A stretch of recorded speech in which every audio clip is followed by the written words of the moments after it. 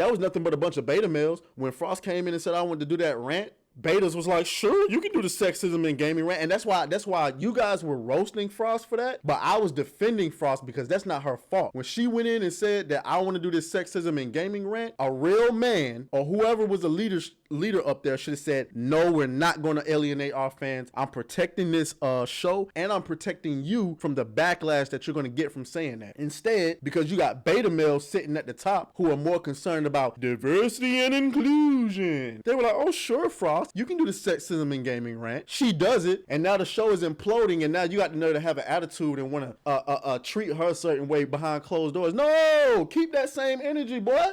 And we're back, ladies and gentlemen. My name is Atreus. I'm coming at you live from the ATL, bringing you more pop culture news centering around video games, TV shows, movies, and everything else in between.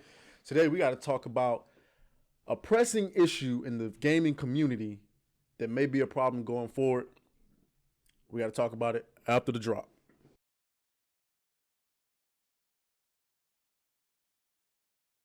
All right, team. So, apologies for yesterday. I was supposed to do a live stream with Gotham Knights, and we only did 2 videos. So I'm having a little bit of an issue with my laptop. Right now, it seems to be working fine. But yesterday, I was having an issue where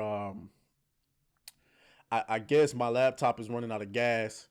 It was the CPU usage yesterday was at 100%, and so everything was coming out choppy. It was moving slow, and I just didn't want to release any choppy videos. So we kind of did with what we had, but today it seems to be working fine. So I don't know. Eventually I will get a PC, but right now financially it's not the best decision for me to make.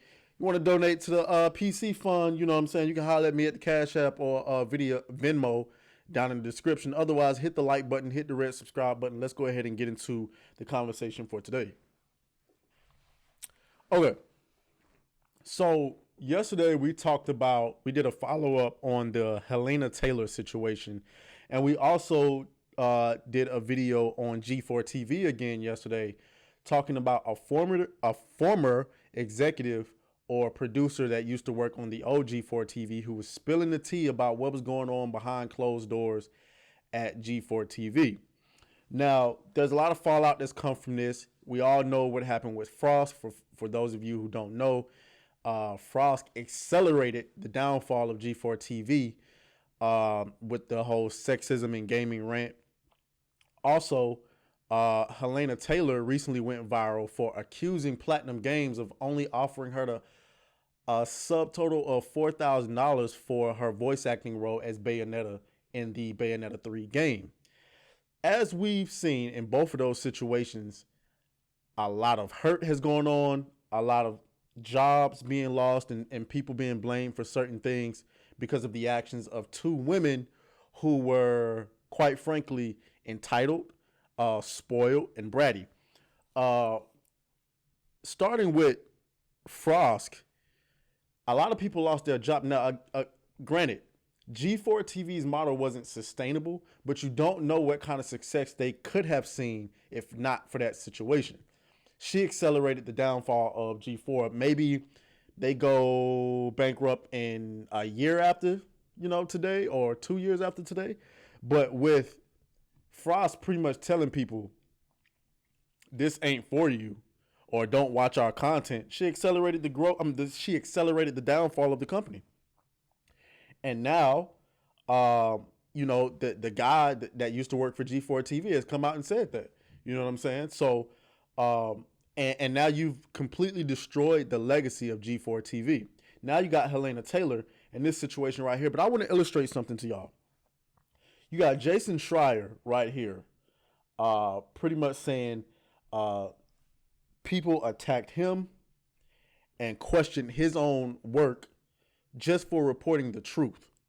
And I want y'all to see something, right? The video game industry will continue to see situations like Hellena Taylor and Frost as long as you got these beta males at the top in the video game industry and in the media. And I'm talking about, journalists, the executives at G4, YouTubers, all of that. Because the thing that blows my mind with this Hellena Taylor situation is how many people came out and said they were boycotting after her situation went viral? Why would you do that? Why on earth would you have just took her word for it and said, we're going to boycott this game that hundreds and maybe even thousands of people put their blood, sweat, and tears into because she's not getting paid what she thinks she should be paid? Why would you do that? And so some of the two main culprits is, I've been clout chasing off of Angry Joe's name since I started this channel. But unfortunately, he was one of the guys that did this. On October 18th, he tweeted out, no longer boycotting Bayonetta 3. If this is true, Hellena Taylor has some major explaining to do, as it appears she misled us all and thus lied by omission. She gave us the impression that she was only offered $4,000, a shameful lie. Hope she has the receipts, as this could get legal. Joe, listen, I love Angry Joe's show. I watch it faithfully. But come on, man. And on what world can somebody just come out with the accusation and then you just run with it, bro? Are we not fresh off of the Amber Heard situation?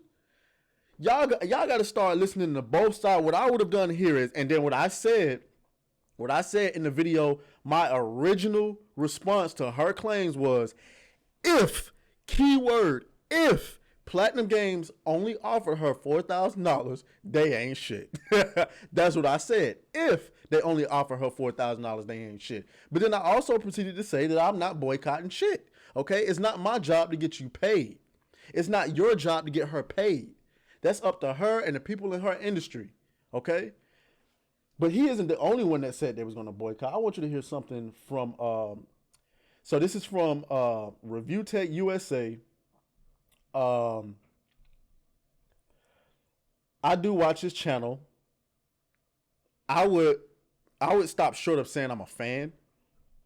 I watch his channel because it's reliable news, and sometimes I like hearing his take. But I'll be honest, man, like his flavor of humor just, it's not my cup of tea. Like all the jokes about birds and shoving birds up his ass and shit like that. I'm just like, bro. Oftentimes when I watch his videos, I try my best to skip straight to the actual news. Because when he's talking about news, he's making a lot more sense than what he sounds like talking about shoving birds up his ass. But anyway, listen to what he says. I was talking about how Platinum Games was essentially trying to screw her over financially. And there was a whole big movement that initially started where people were going to boycott Bayonetta. I even said I wasn't going to buy it. I was a little naive, but in my defense, I thought there's no way she could be lying about this. This is a career-ending thing to do. She wouldn't make it up, would she? Yes, she would. Hello? Like, this is mind-boggling to me to say that, no, somebody wouldn't make this up, would they? What do you mean? Outside of Bayonetta, where have you ever heard Hellena Taylor's name? Did anybody know who this woman was before she made that viral video? No, they didn't. She hasn't been in anything noticeable outside of Bayonetta. So considering the fact that she wasn't the voice of Bayonetta 3, it would make sense that she would try to come out and get some clout by accusing Platinum Games of doing something that they actually wasn't doing. Like, come on. Like, it's almost like we don't... Guys, we gotta start using our head. Now, meanwhile, you got guys over at Platinum Games being harassed on Twitter because people took what this woman said and ran with it. You got people on YouTube getting harassed by these the people who supported the sexism in gaming rant. The entire time we find out from the actual from actual credible sources that people behind closed doors disliked Frosk for that. Remember, she said she came in and they were doing diversity first and fixing the past. It was we find out people behind closed doors hated her for it. So while you guys are like, we got to stop, there has to be better male leadership at the top. And I'm talking about leadership that is objective across the board, meaning no sexual harassment cultures, none of that. But you also got to stop. You know what I'm going to say. You got to stop just assuming that somebody, a woman says something, that it must be true. I don't know why the hell we doing this. I mean, big ups to Review Tech USA. I respect his work, but that was egregious between you and Angry Joe saying we're going to boycott this based on what? That's why I said what I said in the video. Like I said, if Platinum Games did that, they ain't shit, but I'm not boycotting shit. And here's the thing. There's going to be people who only reacted to the initial news of this, right? They don't know nothing about the fact that she got caught in a lie or any of that stuff. It's people who are like, well, shit, I guess I won't buy Bayonetta 3 then. And they don't even know that the woman was lying because they don't follow Twitter. And they don't, you know what I'm saying? They don't do all of that type of stuff. So it's people hard at work on games and TV shows behind closed doors where you get these people who come out who are trying to gain. I mean, this woman, she literally used what I call feminine warfare. Let me explain to y'all what feminine warfare is. Feminine warfare is the manipulation of word and language to paint a particular narrative in someone's favor. All right. Going back in the day, it used to be okay for men to use violence to protect their own opinion. Like back in the day, if I say, hey, I'm a Christian, and you say, well, I'm a Muslim, and we don't like each other, we fought, and whoever won that fought or won that war had the religion that was going to take over. Fast forward to now, and then, before we fast forward, women could not do that. Women are, not as physically capable as men, so they had to figure out other ways to win wars. And so that's why a woman can navigate a room full of barbarians, get to the top, and be on the throne with the damn king. That's the strength of a woman. And so women use these words. Well, now we live in a society that's more matriarchal. It's more about how the woman thinks more than anything. So she did, in her statement, remember, guys, this is a $450 million franchise, which is debatable. We don't know that for a fact. But even when she was trying to explain herself after getting caught in a lie, remember, guys, this is a $450 million franchise, trying to get you to see that they're the big company who owes her much more money than what they're paying her, trying to convince you that $20,000 ain't shit. But listen, $20,000 is more than what a lot of voice actors get paid. So anyway, we got to get more men, like strong men in the gaming industry who know what the hell is going on, so you can stop having G4 situations, because that was nothing but a bunch of beta males. When Frosk came in and said I wanted to do that rant, betas was like, sure, you can do the sexism in gaming rant. And that's why you guys were roasting Frost for that, but I was defending Frost because that's not her fault. When she went in and said that I want to do this sexism in gaming rant, a real man or whoever was a leader up there should have said, no, we're not going to alienate our fans. I'm protecting this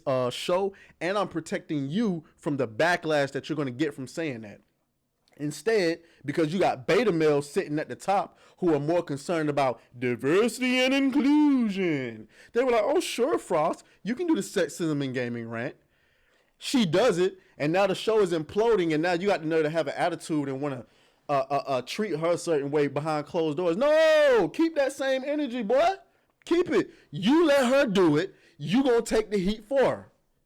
I would have came out, if I was that beta male, I would have came out and said, listen, we apologize to the fans. We gave Frost the go ahead to go and do this rant, and we made a mistake. We misjudged the situation. Do not attack Frost. It's our fault.